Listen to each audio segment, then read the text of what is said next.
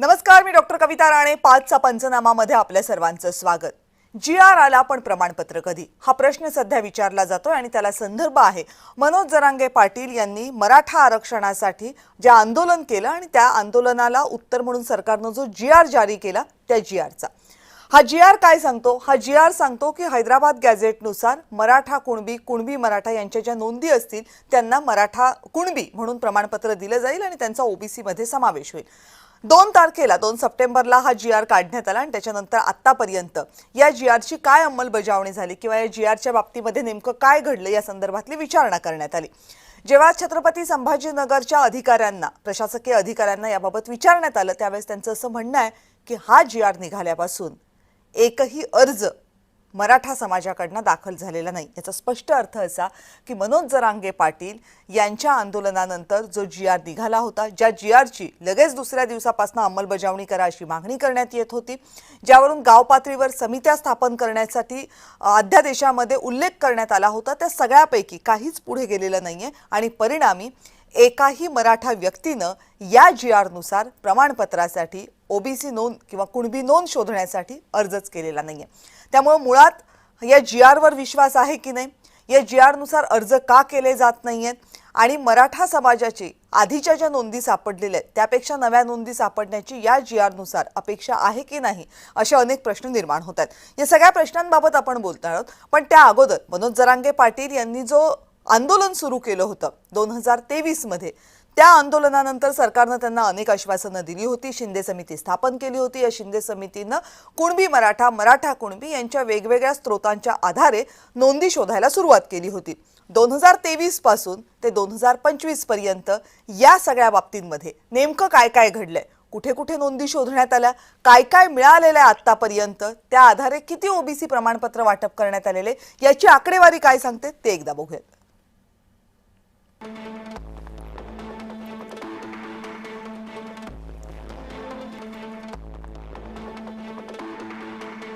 किती जणांना कुणबी प्रमाणपत्र मिळालं? तर मराठवाड्यामधल्या 8 जिल्ह्यांची आकडेवारी जी शासनानं जाहीर केलेली आहे, त्या 8 जिल्ह्यांमध्ये कुणबी प्रमाणपत्रांच्या नोंदीनुसार प्रमाणपत्र वाटप करण्यात आलेले आहे. 24 ऑक्टोबर 2023 पासून या प्रमाणपत्रांचं वितरण व्हायला सुरुवात झाली होती.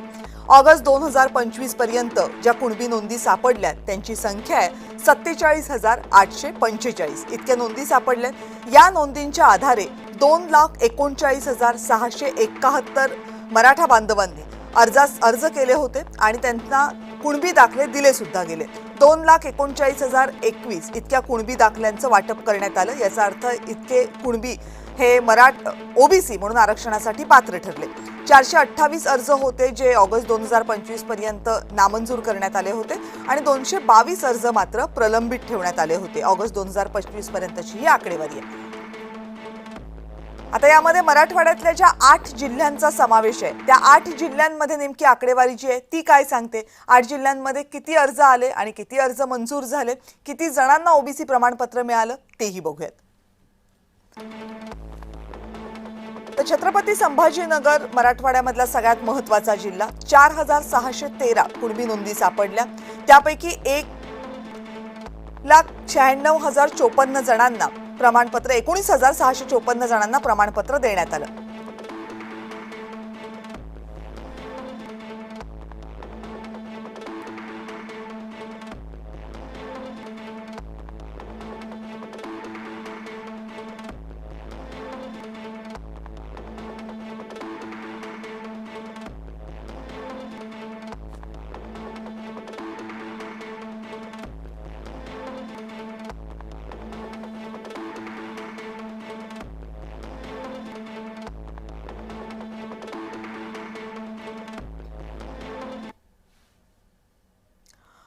आणि मराठा समाजाकडून किंवा ज्यांच्या नोंदी सापडलेल्या आहेत किंवा ज्यांना आपल्या नोंदी आहेत याची खात्री आहे, यांच्याकडनं नवा जी.आर नंतर मात्र कोणतेही अर्ज आलेले नाहीये. त्याबाबत जेव्हा अधिकाऱ्यांना विचारण्यात आलं त्यावेळेस आज अधिकाऱ्यांनी काय माहिती दिली बघूया.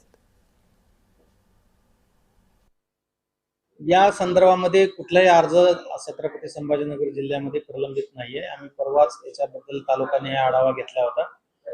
आज रोजी अर्ज प्रलंबित नाहीत, परंतु आता ह्या नवीन शासन निर्णयानुसार नागरिक निश्चितपणे अर्ज करतील आणि ह्या नवीन शासन निर्णयाची जी काही कार्यपद्धती नमूद करून दिलेली आहे त्याच्या पद्धतीनं जलद गतीने काम करून आम्ही ते प्रमाणपत्र देण्याचं नियोजन केलेलं आहे. आणि या संदर्भात बोलण्यासाठी आपल्या सोबत आहेत ॲडव्होकेट मंगेश ससाणे, जे ओबीसीचे नेते आहेत आणि गेल्या काही दिवसांपासून या विषयावर ते बोलत आहेत. ससाणेजी नमस्कार, स्वागत आहे आपलं. नमस्ते. नमस्ते. 2 सप्टेंबरला GR निघाला आणि आज जेव्हा अधिकाऱ्यांशी बोललो तेव्हा अधिकाऱ्यांनी काय सांगितलं हे आपण सगळ्यांनी आत्ता ऐकलं. त्यांचं म्हणणं आहे की नव्या GR नंतर कोणतेही अर्ज आलेले नाहीयेत. गाव पातळीवरच्या समित्या ज्या नेमायच्या आहेत त्यांची प्रक्रिया सुरू झालेली आहे, मात्र त्यांचंही प्रशिक्षण अजून झालेलं नाहीये. आता प्रश्न असा आहे की नव्या GR नंतर लगेचच नोंदी शोधल्या जातील किंवा हैदराबाद गॅझेट लागू केल्यानंतर लगेच नोंदी मिळतील, अर्ज होतील असं सांगितलं जात होतं, पण एकही अर्ज अजून आलेला नाहीये. काय अर्थ आहे याचा तुमच्यासाठी? नाही, अर्ज येऊ शकत नाही. मुळामध्ये सरकारने हा GR आणला आणि त्याचं हेडिंग दिलं की हैदराबाद गॅझेटच्या नोंदीनुसार. तर मला असं वाटतं की उदाहरण दाखल सरकारने हा GR ज्यावेळेस मनोज जरांगेंच्या हातात दिला त्यावेळेस हैदराबाद गॅझेट मधील एखादी नोंद त्या गॅझेट आणि ती नोंद पण दाखवली पाहिजे होती. तर मुळात हैदराबाद गॅझेट मध्ये कसलीच नोंद नसती. त्याच्यामुळं आता आता समजेल की हे हैदराबाद गॅझेट आणि यातली नोंद कुठे, याला भिंग काय दुर्बीण लावली तरी काही शोधता येणार नाही.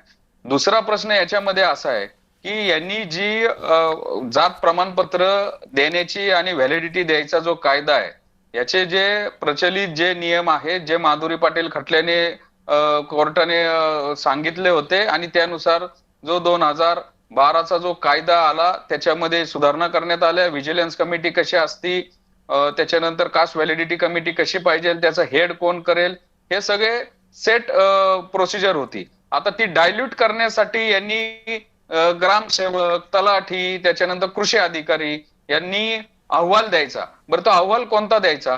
तर त्याच्यामध्ये या GR मध्ये असे काही मोगम शब्द आहेत की ज्याचे आजोबा पंजोबा बटाईने शेती करत होते, शेतमजूर होते आणि त्यांना शेती असल्याचा पुरावा नाहीये, त्यांनी ते ऍफिडेव्हिट द्यावं. आता मुळात इथं खूप मोठा आणि त्या स्थानिक क्षेत्रामध्ये खूप मोठा संभ्रम आहे. याच्यामध्ये महसूलच्या अधिकाऱ्यांच्याच आपण जे म्हणतो की त्यांचे कन्सेप्ट क्लिअर नाहीयेत. ही कसं हे ऍफिडेव्हिट घ्यावं, कशी तुमच्या नोंदी कशा कुणाच्या दाखवाव्या आणि नक्की कुठल्या गावामध्ये बटाईने शेती करत होते. आता हे बटाईने शेती करत होते याचा जरी अहवाल दिला तरी त्याचं व्हॅलिडिटी कमिटीला हे व्हेरीफाय करावं लागेल ना. त्यामुळं या सगळ्या गोष्टी आहेत.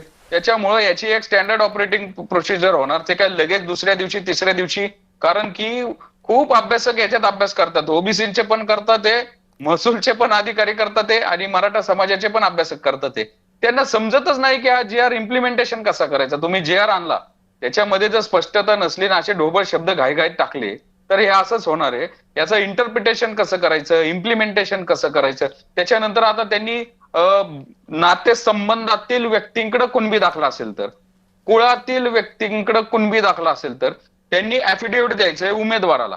आता नातेसंबंधातील व्यक्ती, मग हे जे 2012चा जो सुधारणा झालेला जो रूल आहे त्याच्यामध्ये डेफिनेशन नातेवाईक या शब्दाची आहे, रिलेटिव्ह या शब्दाची, नातेसंबंधातील नाही. नातेसंबंध इंटरकास्ट होतात, आंतरधर्मीय होतात. आता बरेच वेगवेगळे ट्रेंड आलेले आहेत. त्याच्यामुळं कोणत्या नातेसंबंधातील व्यक्तीकडे कुणबी सर्टिफिकेट आहे आणि हे डिफाईन कोण करणार आहे त्याचा आता काहीतरी मी काल परवा बघितलं एक अर्ज आलाय. हे सगळे अर्ज, याची विहित पद्धती, ऍफिडेव्हिटचा फॉर्मॅट, हे सगळं ते सेट करतील आणि त्यानंतर मग हे गाव पातळीवरचे तलाठी, ग्रामसेवक वगैरे. पण याच्यामध्ये एक आहे, शासनाच्या लेवलनी इथं खूप घाई चालू आहे. कारण की एक परिपत्रक जिल्हाधिकारी कार्यालय सोलापूरने काल काढलंय. त्याच्यामध्ये सेवा पंधरवडा आहे. 5 नंबर लिहिले, मराठा आरक्षणाबाबत शासनातर्फे जाहीर शासन निर्णयानुसार प्रत्येक तालुक्यात किमान 1000 प्रमाणपत्र वाटप करणे. म्हणजे घाई बघा किती चालू आहे. कारण की यांना माहिती आहे की हा GR हा अल्ट्रा व्हायरस आहे, प्रचलित नियमांना फाटा देणार आहे, कोर्टाच्या निकालांना फाटा देणार आहे. त्यामुळं घाई करून काहीतरी यांच्यावर प्रेशर आणायचा. पण मुळात खाली तर ते याची व्हॅलिडिटी होणार का? आज प्रवीण गायकवाडांनी पण ते हे केलंय.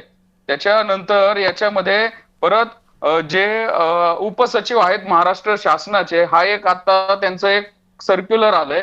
विभागीय आयुक्त संभाजीनगर आणि जिल्हाधिकारी सर्व म्हणजे संभाजीनगर, जालना, धाराशिव, लातूर, हिंगोली, आणि त्यांनी सांगितलंय काय विषय आहे, हैदराबाद गॅझेटियर मधील नोंदी विचारात घेऊन गाव पातळीवर गठीत समितीतील सदस्यांसाठी प्रशिक्षण सत्र व कार्यशाळा आयोजित करायची.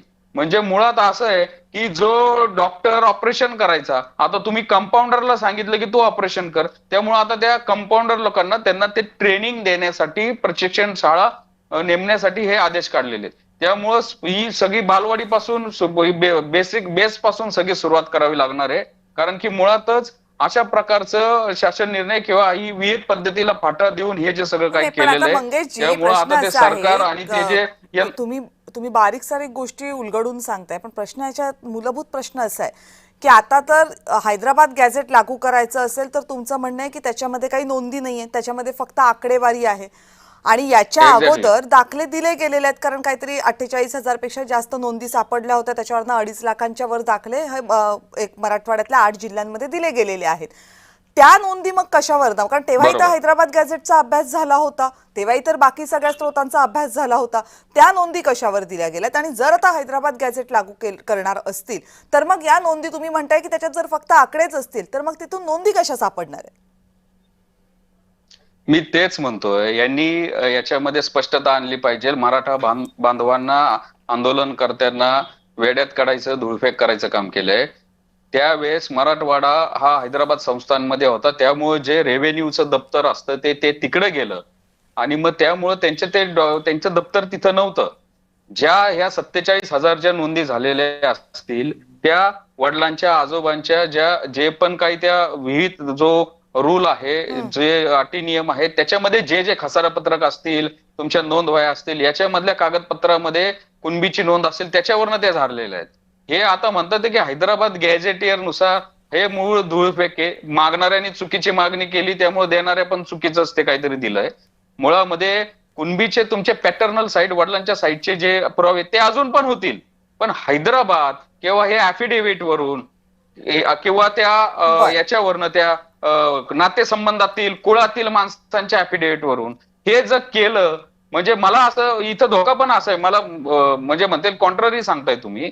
जर खरंच वडिलांचं किंवा आजोबांचं असेल तर ते त्यांना मिळेल, पण तुम्ही वडिलांचं, आजोबांचं बाजूला ठेवून एखाद्या या GR नुसार कुठल्या तरी नातेसंबंधातील किंवा कुठल्या तरी कुळातील व्यक्तीचं ऍफिडेव्हिट घेतलं, हे कोर्टात टिकणार नाहीये. या संदर्भामध्ये असे 450 जातींचे दाखले, याच्यामध्ये SC, ST, OBC, VJNTचा कायदा आहे आणि एकाच जातीसाठी असं स्पेशल वेगळं रूल सगळे ब्रेक करून, सगळं शिथिल करून, डायल्यूट करून हे करणं हे कोर्टात टिकणार नाहीये. त्यामुळे जरी सर्टिफिकेट काढले तरी व्हॅलिडिटी होणार नाही, व्हॅलिडिटी जरी झाली तरी ते स्ट्राईक डाऊन होऊन जाईल. त्याच्यामुळं हे निव्वळ धूळफेक आहे. जरांगेंना फक्त पाठीमागं पाठवायचं होतं, मराठा भावांच्यात संभ्रम निर्माण करायचा होता. त्यामुळे मला नाही वाटत हे समजून घ्यायलाच अजून किती दिवस यांना लागतील, पण घाई चालू आहे एवढं नक्की. घाई देतील, पण ते परत कोर्टातर्फे फेटाळलं जाईल किंवा त्याची व्हॅलिडिटी होणार नाही. ठीक आहे. गंगाधर काळकुटे, मराठा समन्वयक, हे सुद्धा आपल्या सोबत आहेत. काळकुटे सर, नमस्कार. नमस्कार. नमस्कार ताई. बरं, मला वाटतं आता ससाण्यांचं बोलणं तुम्ही सुद्धा ऐकलं असेल. मूळ मुद्दा असा आहे की GR 2 तारखेला निघाला, आज 11 तारीख आली, अजून समित्याही नेमलेल्या नाहीये, त्यांचं प्रशिक्षणही झालेलं नाहीये आणि सगळ्यात महत्वाचं म्हणजे मराठा बांधव अर्ज सुद्धा करत नाहीयेत. विश्वास नाहीये या GR वर म्हणून अर्ज करत नाहीयेत, वाट बघतायत म्हणून अर्ज करत नाहीयेत, की आता नवीन नोंदी सापडणार याच्यावर विश्वास नाहीये म्हणून अर्ज करत नाही. काय नेमकं होतंय?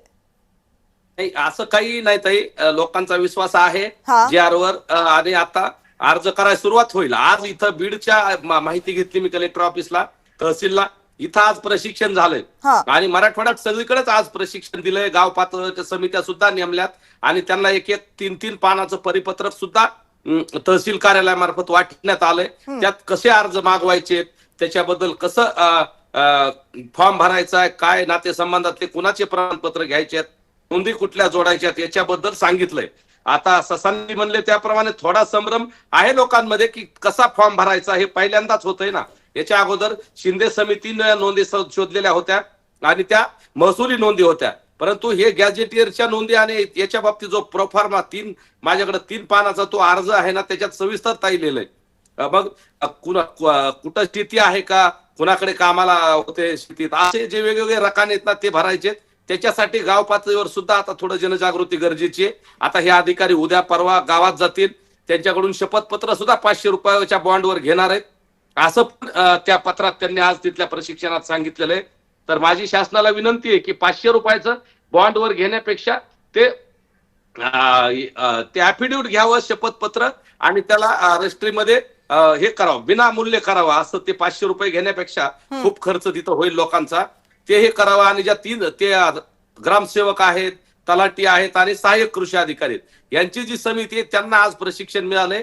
त्याच्यामुळे आता ते गावागावात जातील. गावातल्या लोकांना अजूनही माहिती नव्हतं ताई, वास्तविकता आपण पण स्वीकारली पाहिजे. आम्ही सांगत होतो, परंतु अजून शेवटच्या माणसापर्यंत ते गेलं नाही. माहिती कसे फॉर्म भरायचे, काय नोंदी घ्यायच्यात, कुठले प्रमाणपत्र जोडायचे, हे आता 2-3 दिवसात खालच्या लोकांपर्यंत, प्रत्येक मराठा बांधवापर्यंत जाईल मराठवाड्यातल्या. आणि त्याच्यानंतर बघा, अर्जाची संख्या येईल, अर्ज येतील, अर्जाची संख्या येईल आणि प्रमाणपत्रही मिळतील.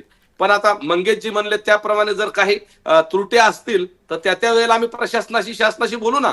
काही त्रुटी असतील किंवा खरंच तो GR फसवाय का, किंवा खरंच त्याच्यातून काही सर्टिफिकेट मिळणार आहेत का नाही, याच्याबद्दल काही शंका कुशंका असतील तर आता प्रशासनाला आणि शासनाला वेळ दिला पाहिजे. GR तर त्यांनी दिलाय, आता बघूया ना पुढच्या 8-10 दिवस, 17 तारखेपर्यंत, 17 सप्टेंबर पर्यंत मनोजदादांनी सांगितलंय प्रमाणपत्र द्या. त्याच्या अगोदर बघूया किती प्रशासन आणि शासन कशा पद्धतीनं काम करतं. पण आता 11 तारखेला आपण बोलतोय, 11 तारखेला कशात काही नाहीये, अजून अर्ज आलेला नाहीये. बरं, आपल्या सरकारी कामाचा वेग काही इतका प्रचंड नाहीये की 11 तारखेपर्यंत एकही सर्टिफिकेट आलेलं नाही, अजून त्यांचं प्रशिक्षण झालेलं नाही आणि 17 तारखेपासून तुम्हाला खरंच वाटते 17 तारखेपासून सर्टिफिकेट मिळतील? हो ताई, मिळतील. आता सोपं झालं, आज प्रशिक्षण झालंय म्हणजे हे लोक आता पुढच्या 2 दिवसात गावात जातील. गावात गेल्यानंतर लगेच अर्ज, आणि 2-3 दिवसात 17 पर्यंत अर्ज यायला सुरुवात होईल असं मला वाटतं ताई. कारण प्रशासन आहे, शासन आहे, आता खालच्या लेवल पर्यंत जायला त्यांनाही वेळ लागणार आहे. समिती आहे, एकतर या GR बद्दल अनेक वादंग उठलेले आहेत, दोन्ही बाजूनी वेगवेगळ्या चर्चा होत आहेत. त्याच्यातून प्रशासनाला आणि शासनाला मार्ग काढण्यासाठी कदाचित थोडा वेळ लागला असेल. आणि त्यांनाही आता 2 तारखेपासून बघा ना, किती एक 8-9 दिवस गेलेत, पुढचे आता 5-6 दिवस आहेत. त्याच्यात आमचंही लक्ष असेल, प्रशासनाने आमची विनंती आहे शासनाला, प्रशासनाला लवकरात लवकर प्रमाणपत्र द्या. कसे द्यायचेत, काय द्यायचेत, कायद्यात चौकडीत कसे बसवायचेत, किंवा ते कोर्टात कसं टिकल, ही सरकारची जबाबदारी, हे मनोजदादांनी तिथं सुद्धा सांगितलंय. आणि राज्याचे मुख्यमंत्री असतील किंवा दोन्ही उपमुख्यमंत्री आणि समितीचे अध्यक्ष आहेत, उपसमितीचे, मराठा आरक्षणाची जी उपसमितीचे अध्यक्ष, त्या सगळ्याची जबाबदारी. आणि मला वाटतं ते सगळे टिकवतील. त्यांनी GR दिलाय म्हणजे सगळं करून, सगळ्या कायदे तज्ञांना विचारून आणि घटनेच्या तुम्ही सरकारची जबाबदारी GR टिकवण्याची म्हणताय, मग तुम्ही घेणार की नाही जबाबदारी? नाही, आमची पण जबाबदारी आहे ना ताई, पण मुख्य जबाबदारी मनोजदादांनी सरकारवर आणि तिथं आलेल्या दोन्ही समितीचे सगळे सदस्य मंत्री होते त्यांच्यावर दिलेली आहे, माननीय मुख्यमंत्री महोदयावर दिली. पण आम्ही शांत बसत नाहीत ताई. मी स्वतः कॅवेट दाखल केलेत, माननीय हायकोर्टात केले, मुंबईच्या आणि इथं छत्रपती संभाजीनगरला जे खंडपीठ तिथंही केलंय, सुप्रीम कोर्टात पण केलंय. आम्ही याचा अर्थ सरकारवर जबाबदारी ढकलून आम्ही शांत बसणार नाहीत. आमचंही काम चालूच आहे. प्रश्न असा आहे की जेव्हा सुरुवातीला तुम्ही आंदोलन केलं होतं आणि शिंदे समिती नेमली होती, नोंदी शोधायला सांगितल्या होत्या, त्याला प्रचंड यश मिळालं होतं. तर जवळपास 2.5 लाख सर्टिफिकेट त्याच्यातनं वाटप झालेली आहेत. आता नवीन GRच्या बाबतीत असं म्हटलं जाते की त्याच्यामधनं नोंदी मिळणार नाहीयेत, कारण तिथे फक्त आकडेवारी आहेत. त्यामुळे नव्या नोंदी त्या गॅझेटियर नुसार मिळणारच नसतील तर मग अर्ज करणार कसे लोक, आणि याच्यामुळेच अर्ज येत नाहीयेत का? नाही, नोंदी मिळणार नसतील, पण आता जवळच्या नातेसंबंधातले प्रमाणपत्र घेऊन बघू ना, आम्ही अर्ज देऊ ना. आता त्याच्यात सांगितलंय ना, तुम्ही शेती करत आहात का, तुमच्या नात्यातले किंवा पाहुण्या रावळ्यातले कुणाचे सर्टिफिकेट निघलेत का, ते बघूया देऊन. त्या पद्धतीने होतंय का बघावं लागेल. जी त्या अर्जात पद्धती दिली ना, त्या पद्धतीने आम्ही आता अर्ज करणार आहोत. त्या गावागावातल्या लोकांना आम्ही तसं आव्हान करतोय, आपल्या माध्यमातून करतोय, जय महाराष्ट्राच्या माध्यमातून. आणि आम्ही पर्सनली गावागावात, आमचे सगळे लोक आहेत, संघर्ष योद्धा मनोजदादांचा तो संदेश आम्ही गावागावात पोहोच करू. आणि बघूया ना, सरकारला वेळ देऊ, प्रशासनाला वेळ देऊ. पण याच्यात मराठा समाजाला नवं काय मिळालं? याच्यात मराठा समाजाला नवं काय मिळालं? हे तर मनोज जरांगेंच्या आधीच्या आंदोलनाने साध्य झालेलं होतं. ती प्रक्रिया सुद्धा सुरू होती. शिंदे समितीला वाढ दिली होती, वंशावळ समितीला वाढ दिली होती. बरोबर आहे, ते मिळत होते. पण ताई, शिंदे समिती थोडं मर्यादा येत होत्या. मराठवाड्यासाठीचा हा GR आहे. आणि जे गॅझेट मध्ये ज्या नोंदी आहेत ना, त्याच्या आधारे हे द्यायचं. आता तो जी आर आहे त्याच्यामुळे आता बघू सरकार कसं पण त्याच्यातून माझा मार्ग प्रश्नच तो काढतंय. आहे कशा काळकुटेजी की गॅझेटमध्ये जर नोंदीच नसतील, फक्त आकडेवारी असेल, हम्म. तर मराठा समाजाला आपण काय सांगतोय, कशाच्या आधारे? म्हणजे हैदराबाद गॅझेट मधल्या नोंदी आणि त्याच्यानुसार ओबीसी प्रमाणपत्र त्यांना मिळेल असं जे सांगितलं जात होतं त्याचे तर काही गणितच लागत नाहीये, कारण हैदराबाद गॅझेटनुसार नोंदी कशा मिळणार आहेत?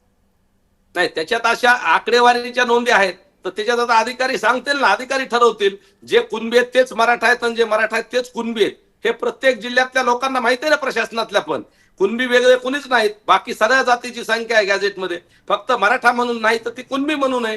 तर कुणबी त्यात ठरवतील ना अधिकारी. आता तो काय क्रायटेरिया ठरवायचा आहे, कोणते लोक आहेत, त्यांच्या कुठं आणखी ठिकाणी नोंदी मिळत म्हणजे आहेत तुमचं का असं म्हणणं आहे गॅझेटमध्ये. की मराठा कुणबी आणि कुणबी मराठा याच्या व्यतिरिक्त जे मराठा आहेत त्यांनाही सर्टिफिकेट मिळालं पाहिजे? हो नक्कीच, तेच तर मिळालं पाहिजे ना. मग कुणबी मराठा मराठा कुणबीला आणि ते हैदराबाद गॅझेट लागू झाल्यानंतर मिळणार आहे? हो तसं मिळणार. त्याच्यात तसं दिलंय, शपथपत्र द्यायचे किंवा बाकी पाहुण्यारावयाला मिळालेले प्रमाणपत्र द्यायचे. त्याच्या आधारे आम्हाला ते प्रमाणपत्र मिळणार आहेत असं त्या आजच्या अर्जात पण आहे. माझ्याकडे अर्ज आहे, मी ताई तुम्हाला आपलं लाईव्ह संपल्यानंतर पाठवतो. आणि आज तिथं प्रशिक्षण झालं त्यावेळेस पण कुणाच्या जमिनीत कुणाचे नातेवाईकाचे प्रमाणपत्र मिळाले, सगळं त्या प्रोफॉर्मामध्ये सगळं डिटेल दिले. त्याच्या आधारे आता आम्ही बघू ना, 2-4 अर्ज टाकून बघतो. सगळे प्रत्येक ठिकाणी अर्ज देतील लोक, त्यातून प्रशासन कसा मार्ग काढतंय, कशा पद्धतीनं प्रमाणपत्र देत आहेत, आम्हालाही उत्सुकता आहे ना. हा जी आर पहिल्यांदाच लागलाय त्याच्यामुळे आता आम्ही बघू. प्रशासनावर शासनावर विश्वास आहे, मुख्यमंत्री महोदयावर आमचा विश्वास आहे.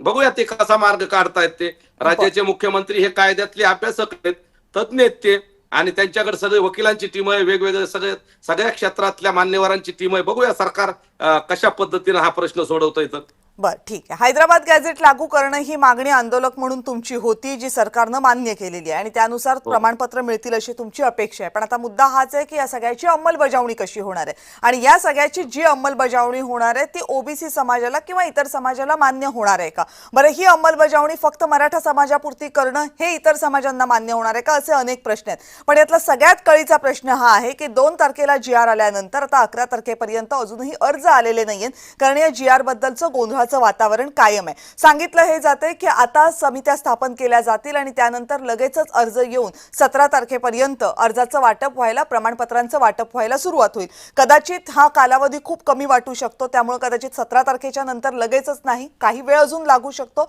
पण जरी या जी आर नुसार अर्ज आले आणि त्यानुसार प्रमाणपत्रांचं वाटप झालं तरी त्यावर प्रश्नचिन्ह निश्चित असणार आहे, कारण आधीच या जी आरला हायकोर्टामध्ये चॅलेंज करण्यात आलेलं आहे. त्यामुळे कायदेशीर प्रक्रियेमध्ये ही या सगळ्या गोष्टी अडकलेल्या राहतील आणि न्यायालयाचा निकाल याबाबत काय येईल त्यानुसारच या प्रमाणपत्रांची व्हॅलिडिटी काय आहे हे ठरणार आहे. त्यामुळे आपल्या सगळ्यांचं या कायदेशीर लढाईकडे लक्ष असेलच. काळकुटे साहेब, तुम्ही या चर्चेमध्ये सहभागी झालात आणि ही सगळी प्रक्रिया सविस्तरपणे समजावून सांगितली. तुमची भूमिका काय आहे ते समजावून सांगितलं, त्याबद्दल मनापासून आभार.